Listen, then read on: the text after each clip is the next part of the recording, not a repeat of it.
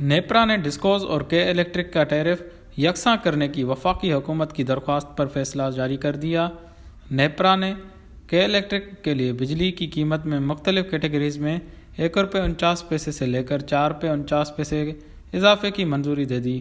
یہ ایڈجسٹمنٹ اکتوبر، نومبر، دسمبر 2022 اور جنوری 2023 میں استعمال کیے گئے یونٹ پر چارج کی جائے گی، جو جنوری سے اپریل 2023 تک 4 ماہ میں وصول کی جائے گی۔ وفاقی حکومت نے کے الیکٹرک کے ٹیرف کو ڈسکوز کے ساتھ یکساں کرنے کی درخواست جمع کروائی تھی، جس پر نیپرا نے 27 دسمبر 2022 کو عوامی سماعت کی اور اب ٹیرف میں اضافے کا فیصلہ کیا۔